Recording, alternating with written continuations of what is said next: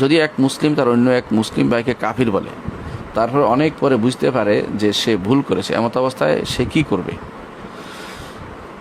কাউকে যদি কাফের বলা হয়, রাসূলুল্লাহ সাল্লাল্লাহু আলাইহি ওয়াসাল্লাম বলেছেন এটা বড় মারাত্মক গুনাহ। তিনি বলেছেন, মান ক্বালা লি আখিহি কাফির ফাকাদ বাআ বি আহাদুহুমা।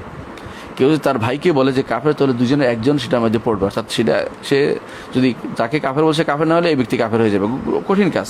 এই জন্য আপনি যে কাউকে কাফের বলেছেন সে কিন্তু কাফের হয় না, আপনি বুঝতে পারছেন সে কাফের নয়। তো সে যদি কাফের না হয়, আপনি কাফের বলেছেন, তো নিজের উপর বিপদ ডেকে আনেছেন। এখন আপনি যে তাকে কাফের বলেছেন সেটা হচ্ছে আপনি বেশি নিজের জন্য তওবা করা দরকার।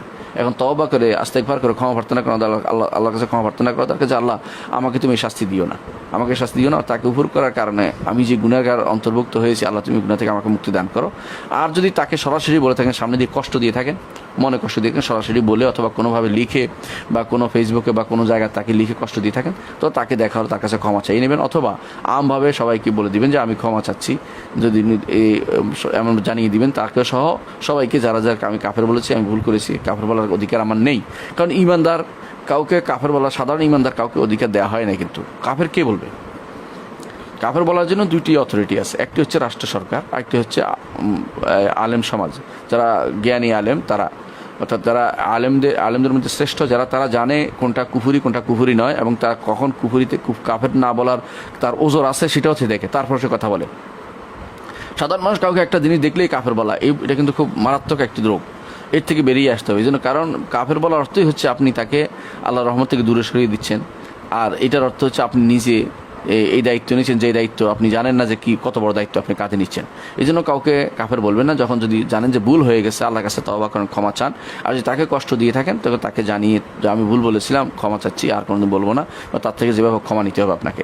এই জন্য কাউকে কাফের বলবেন না যতক্ষণ পারেন। হ্যাঁ, যদি কোনো দেখেন যে সে সত্যি সত্যি এমন কাজ করে যেই কাজটি কোনো ইমানদার করতে পারে না, তখন বলবেন যে এই কাজের কারণে সে কাফের, এই কাজের কারণে সে কাফের। যে ক্ষেত্রে ইমানদার, যেমন একজন মানুষ কবরে সিজদা করেছে, আপনি জানেন, তাকে বলার পরে সে শোনে নাই, বলে যে তার কাছে বলে যে এটা জায়েজ, আপনি বলেন যে হ্যাঁ এই কাজের কারণে সে কাফের, কিন্তু স্থিরস্থায়ী কাফের বলবেন না, কারণ আমার তো হইতে পারে তওবা করে পর ভালো হয়ে গেছে, বা কোনো জাহান্নামী বলবেন না, কারণ এমনও হইতে পারে সে পরে জান্নাতের কাজ করেছে।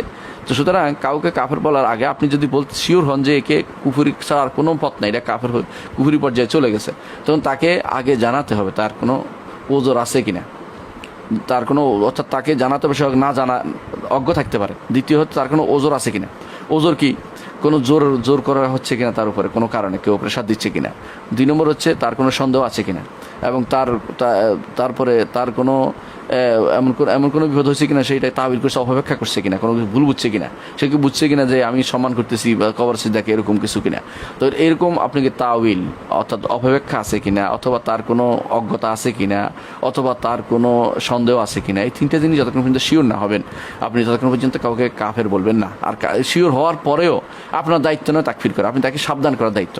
তাকে কোনো আলেমের কাছে নিয়ে যেতে হবে, কোনো আলেমের কাছ থেকে ফতোয়া নিতে হবে, তারপর তিনি যেটা বলেন তিনি সেটা বলতে পারেন। অথবা যদি কোনো রাষ্ট্রযন্ত্র দিনের উপর থাকে, অথবা দিন পরিচালনার পক্ষে থাকেন, তাদের কাছে যেটা জানাতে পারেন, তারা সেটাকে কাফের বলে তার উপর হুকমুল মুরতাদ বা মুরতাদের শাস্তি বাস্তবায়ন করতে পারে, যেভাবে তারা খলিফারা করেছিলেন তখনকার সময়ে, যেমন করেছিলেন সুলতান খলিফাতুল মুসলিমিন কাদের বিল্লাহ সহ তারা করেছিলেন তখনকার সময়, এবং একে ফাঁসি দিয়েছিলেন, হাল্লাজকে ফাঁসি দিয়েছেন তার কুফুরির কারণে। কিন্তু সাধারণ মানুষ যে বুঝে না, যে এইভাবে বলবে না, বরং বুঝে তার এই সমস্ত কাণ্ড কুফুরি, আমরা এগুলো জানি, এভাবে বলতে পারবে। কাফের হওয়ার জন্য যে সমস্ত শর্ত বললাম সেগুলি অবশ্যই একজন মানুষকে দেখা উচিত। আপনি এখন সর্বোচ্চ কাজ এটাই করবেন, তওবা করুন, আল্লাহর কাছে ক্ষমা প্রার্থনা করবেন যে আল্লাহ আমি যা করেছি ভুল করেছি, আল্লাহ তুমি ক্ষমা করে দাও, এবং তাকে যদি কোনো কষ্ট দিয়ে থাকেন তার কাছে ক্ষমা প্রার্থনা করবেন।